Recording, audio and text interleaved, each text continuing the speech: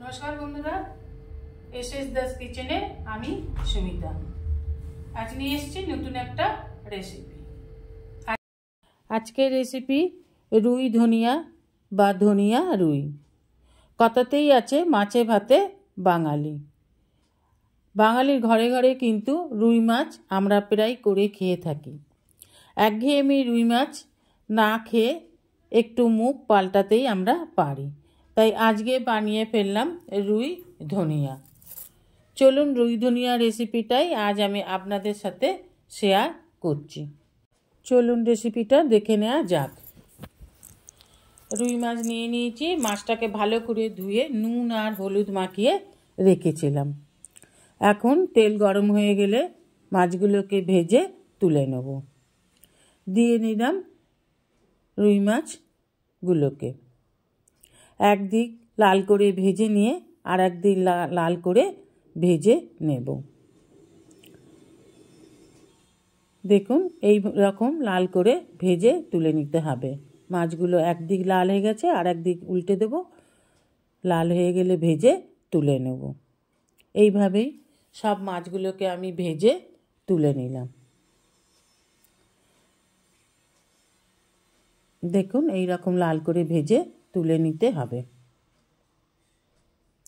আমি এখানে রুই মাছ দিয়ে করছি, আপনারা এখানে যে কোনো মাছ দিয়ে রেসিপিটা করতে পারেন। কাতলা মাছ দিয়েও করতে পারেন, বা আপনাদের যে কোনো মাছ দিয়েই করতে পারেন। এখন শীতকাল, বাজারে ধনেপাতা প্রচুর পরিমাণে পাওয়া যাচ্ছে। নিয়ে নিচ্ছি পেঁয়াজ কুচি, ধনেপাতা, আদা, কাঁচা লঙ্কা, রসুন, 100 গ্রাম টক দই। ধনেপাতাগুলোকে আগে থেকে ধুয়ে জল ঝরিয়ে একটু বড় বড় করে কেটে নিয়েছি। নিয়ে নেব একটা মিক্সি জার। নিয়ে নিলাম রসুন, আদা কুচি, আর দিয়ে দেব কাঁচা লঙ্কা, যেটা আমি আপনাদের আগেই দেখিয়েছি। দেখুন এখানে আমি 10-12টা কাঁচা লঙ্কা নিয়েছি। ঝালটা আপনারা কম বেশি করে নিতে পারেন আপনাদের পরিমাণ অনুযায়ী। এবার দিয়ে দেব ধনেপাতা, যেটাকে কেটে আগে থেকেই জল দিয়ে ধুয়ে রেখেছি। সব ধনেপাতাটাই আমি নেব, কিন্তু আগে একটু দিয়ে আগে একবার ঘুরিয়ে পেস্টটা বানিয়ে নেব, তারপর বাকি ধনেপাতাগুলোকে নিয়ে নেব।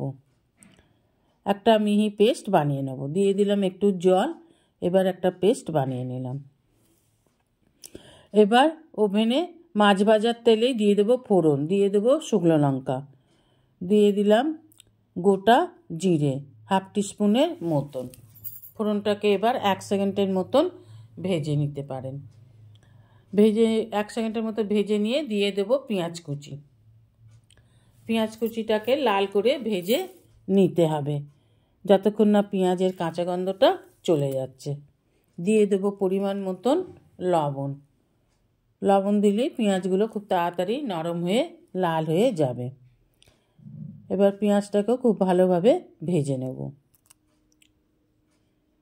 দেখুন পেঁয়াজ দিয়ে একটা হালকা রং সোনালি কালার হলেই, এই যে সোনালি কালার হয়ে গেছে, পেঁয়াজ আমাদের ভাজা হয়ে গেছে, পেঁয়াজদের কাঁচা গন্ধও চলে গেছে। এবার দিয়ে দেব যে মশলাটা আমরা বানিয়ে রেখেছিলাম, সেই আদা, রসুন, কাঁচা লঙ্কা, ধনেপাতা দিয়ে যে পেস্টটা বানিয়েছিলাম সেটাই এখানে দিয়ে দিলাম। এবার সমানে নেড়ে নেড়ে এটাকে রান্না করে নিতে হবে। দিয়ে দিলাম কড়াইশুঁটি। শীতকাল, এখন বাজারে কড়াইশুঁটি খুব সস্তা, তাই ইচ্ছা করলে আপনারাও একটু কড়াইশুঁটি দিয়ে দিতে পারেন।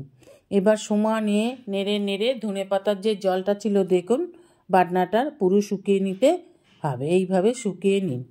এবার মশলা দিয়ে তেল ছেড়ে দিচ্ছে, দেখুন তেল ছেড়ে দিয়েছে। এবার দিয়ে দেবো হলুদ গুঁড়ো, লাল লঙ্কার গুঁড়ো, জিরে আর ধনে গুঁড়ো। ভালোভাবে মশলার সাথে কষে নেব। যতক্ষণ না জলটা একেবারে শুকিয়ে যাচ্ছে ততক্ষণ পর্যন্ত কষে নিতে হবে। দেখুন এখন এবার কড়া ছেড়ে দিচ্ছে, মানে ধনেপাতাটাকে খুব ভালোভাবে কষে নেওয়া হয়েছে। ঠিক ধনেপাতা বাটা আমরা যেভাবে করি ঠিক ততক্ষণ পর্যন্তই দেখুন ধনেপাতাটাকে আমাদের কষে নিতে হবে। এবার দিয়ে দেবো ফেটানো টক দই। টক দইটা দিয়েও আবার ভালোভাবে কষে নেব।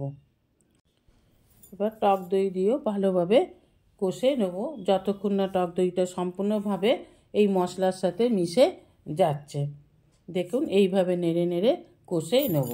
দেখুন একেবারেই কিন্তু এবার মিশে গেছে। আর এই যে জল জল ভাবটা হয়েছে এটাকেও একটু শুকনো করে নেব। যত কষবেন মশলা তত খেতে ভালো হবে। দিয়ে দিলাম মিক্সির জার ধুয়ে জলটা। এখানে বলে রাখি, যেসব বন্ধুরা আমার চ্যানেলটিকে সাবস্ক্রাইব করে আমার পরিবারের সদস্য হয়েছেন তাদের অসংখ্য অসংখ্য ধন্যবাদ। যারা এখনও আমার চ্যানেলটিকে সাবস্ক্রাইব করে আমার পরিবারের সদস্য হননি তাদের কাছে অনুরোধ রইল আমার চ্যানেলটিকে সাবস্ক্রাইব করে আমার পরিবারের সদস্য হবার জন্য। পাশে থাকা বেল আইকনটিতে ক্লিক করে দেবেন নিউ ভিডিওর আপডেট যাতে সবার আগে আপনার কাছেই পৌঁছে যায়। ভিডিওটি ভালো লাগলে অবশ্যই একটা শেয়ার করবেন আপনার বন্ধু বান্ধব এবং পরিবারের মাঝে, যাতে তারাও আমার ভিডিওটি দেখে এবং আমার পাশে আমার বন্ধু হয়ে থাকতে পারে। দেখুন মশলাটাকে খুব ভালোভাবে কষে নিয়েছি, মশলা দিয়ে তেলও ছেড়ে দিয়েছে। এবার দিয়ে দেব পরিমাণ মতন জল। পরিমাণ মতো জল মানে আপনি যতটা গ্রেভি করবেন ঠিক সেই পরিমাণই জল দেবেন। আমার যতটা গ্রেভি দরকার সেই পরিমাণ জল দিলাম। এবার এই জলের সাথেই মশলাটাকে খুব ভালোভাবে মিশিয়ে ঢাকা দিয়ে ফুটিয়ে নিলাম। 3-4 মিনিট ফুটে যাবার পর এবার দিয়ে দেব ভেজে রাখা মাছগুলোকে। একটা একটা করে মাছগুলোকে এবার গ্রেভির মধ্যে ছেড়ে দেব। দিয়ে দেখুন এইভাবে মাছগুলোকে ছেড়ে দেব। আমার আর বেশি গ্রেভির দরকার নেই, একটু ফুটে উঠলেই নামিয়ে নেব। এবার একটু হালকা হাতে মাছগুলোকে গ্রেভির মধ্যে মিশিয়ে দিতে হবে। এইভাবে মিশিয়ে দিন। এবার 2-3 মিনিট ফুটে গেলে দেখুন ঘন হয়ে এসেছে। আপনারা ইচ্ছা করলে ওপর থেকে এখন ধনেপাতাও দিতে পারেন, গরম মশলাও দিতে পারেন, কিন্তু যেহেতু আমি রুই ধনিয়া করেছি সেই জন্য আমি আর কোনো গরম মশলা বা অন্য কোনো মশলা আর দিলাম না, কেননা ধনেপাতার যে স্মেলটা সেটা তাহলে চাপা পড়ে যাবে। এবার নামিয়ে নিলেই তৈরি রুই ধনিয়া বা ধনিয়া রুই। এবার এটা গরম গরম ভাতের সাথে পরিবেশন করুন। অনুরোধ রইল একবার এইভাবে করে খেয়ে দেখার। আশা করি রেসিপিটা আপনাদের ভালো লাগবে। দেখুন কি সুন্দর দেখতে হয়েছে। এইভাবে একবার করে খেয়ে দেখবেন। গরম গরম ভাতের সাথে পরিবেশন করুন। আপনার অমূল্য সময় দিয়ে ভিডিওটি সম্পূর্ণ দেখবার জন্য আপনাকে অসংখ্য অসংখ্য ধন্যবাদ। রেসিপিটা ভালো লাগলে অবশ্যই একটা লাইক, কমেন্ট, সাবস্ক্রাইব করার অনুরোধ রইল। পাশে থাকা বেল আইকনটিতে ক্লিক করে দেবেন নিউ ভিডিওর আপডেট যাতে সবার আগে আপনার কাছেই পৌঁছে যায়। আজ এই পর্যন্তই। আবার দেখা হবে নতুন একটা দিনে নতুন একটা রেসিপির সাথে। সঙ্গে থাকবেন, ভালো থাকবেন, সুস্থ থাকবেন। নমস্কার।